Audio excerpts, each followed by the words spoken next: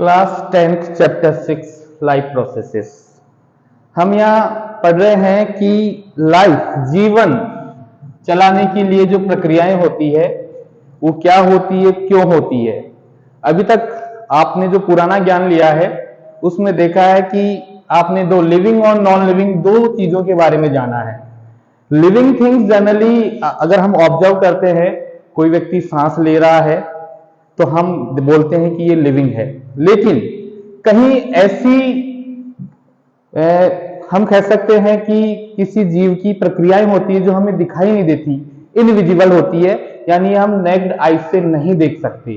कोशिकाओं में होने वाली जो क्रियाएं होती है उनको हम नहीं देख सकते। तो जीवन का आधार क्या होना चाहिए वो सब समझेंगे हम इस चैप्टर में। कैसे किसी सजीव को परिभाषित करेंगे वो समझेंगे हम इस चैप्टर में। नमस्कार दोस्तों, नमस्कार मेरे प्यारे बच्चों। मैं Ramesh Chandra Sharma, former faculty of career point. आपको बायोलॉजी के सभी लेसन जो है वो मेरे साथ यहाँ देखने होंगे और ये चैनल है स्टडी 360। स्वागत है आप सबका एक बार फिर से स्टडी 360 में। चलिए हम शुरुआत करते हैं लाइफ प्रोसेस की। लाइफ प्रोसेस में हम सीधी बात करते हैं मॉलिक्यूलर मूवमेंट्स की। मॉलिक्यूलर मूवमेंट क्या होता है, मॉलिक्यूल्स क्या होता है। तो मॉलिक्यूलर मूवमेंट की बारे में अगर हम बात करते हैं तो ये होता है कोशिकाओं में, सेल्स में ये होता है। सेल्स में हम देखते हैं कई सारी कॉम्प्लेक्सिव रिएक्शंस चलती है, जहां पर कॉम्प्लेक्स सब्सटेंस जो होता है वो कॉम्प्लेक्स सब्सटेंस कन्वर्ट होता है सिंपलर वन में, और कई सारे अपोजिट रिएक्शन सिंपलर सब्सटेंसेस जो होते हैं वो बनाते हैं कॉम्प्लेक्स सब्सटेंसेस। इन्हीं सभी प्रक्रियाओं को हम पढ़ेंगे और इन्हीं सभी प्रक्रियाओं के दौरान हम बोलेंगे एनर्जी रिलीज होती है, और वही एनर्जी जो होती है शरीर को चलाने के लिए विभिन्न क्रियाओं में उपयोग होती है। तो हम यहाँ पे शुरू करते हैं। सबसे पहले तो we are trying to define life process कि लाइफ प्रोसेस होती क्या है।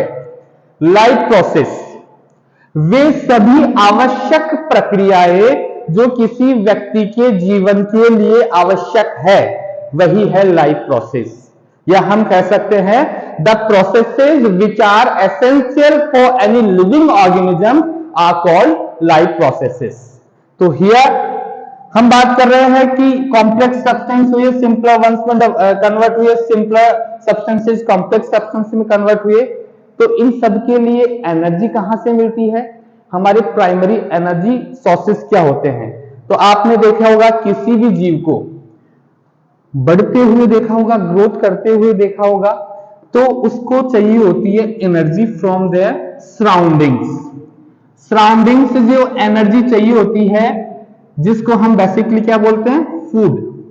इन a form of food organisms energy intake करते हैं, और उस एनर्जी की फॉर्म डिपेंड करता है देयर सराउंडिंग एनवायरमेंट के ऊपर।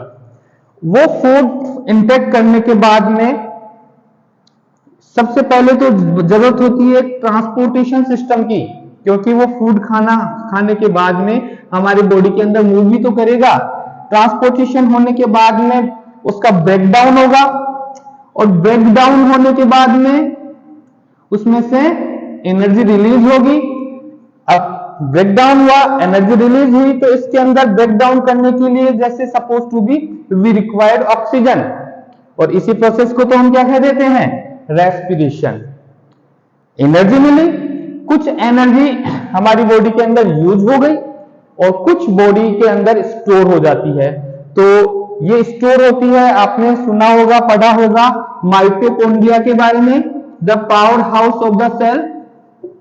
ये एनर्जी माइटोकॉन्ड्रिया में स्टोर होती है। While we need it, mitochondria यहाँ पर जो इसके एटीपी मॉलिक्यूल होते हैं उसको एडीपी में कन्वर्ट करता है, एनर्जी रिलीज करता है। तो क्या समझे, किसी भी जीव को चलाने के लिए एक व्यवस्थित सिस्टम की आवश्यकता होती है, ऊर्जा लेनी पड़ती है, ऊर्जा को चैनलाइज करते हैं, ट्रांसपोर्टेशन होता है, ब्रेकडाउन होता है, एनर्जी रिलीज होती है, और उसको भी हमारी पूरी बॉडी के अंदर ले जाना होता है। तो हम सबसे पहले जो सबसे इंपॉर्टेंट चीज है उसके विषय में पढ़ेंगे, food.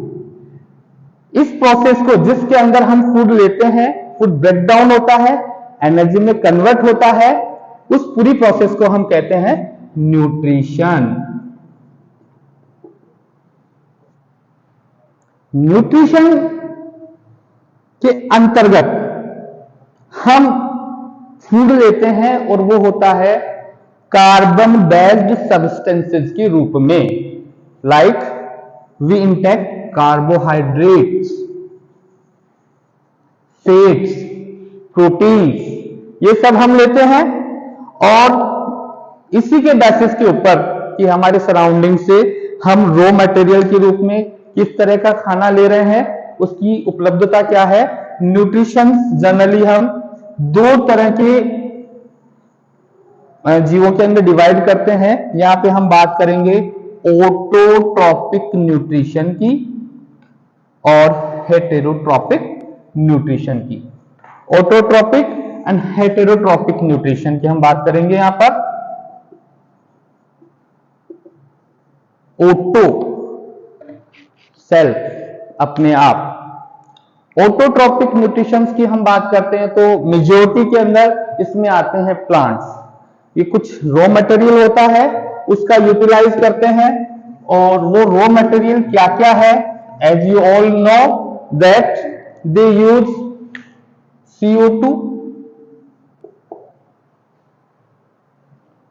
water, they have a raw material chlorophyll, green in color, and in presence of sunlight they convert it into a carbon based product, along with release some water vapor and oxygen. This process also known as photosynthesis. Plants prepare their food in presence of sunlight with the help of chlorophyll, use carbon dioxide and the water. These four raw material are essential for photosynthesis, and this type of nutrition is also known as autotrophic nutrition. Plants, especially we can say green plants, some fungi and some bacteria, they present photosynthesis, means they used carbon dioxide, water in presence of chlorophyll and sunlight, convert into carbonate, sorry we can say here carbohydrate, byproduct carbohydrate, water vapor and oxygen. So during this process oxygen is released in environment. Now we discuss about the heterotrophic nutrition.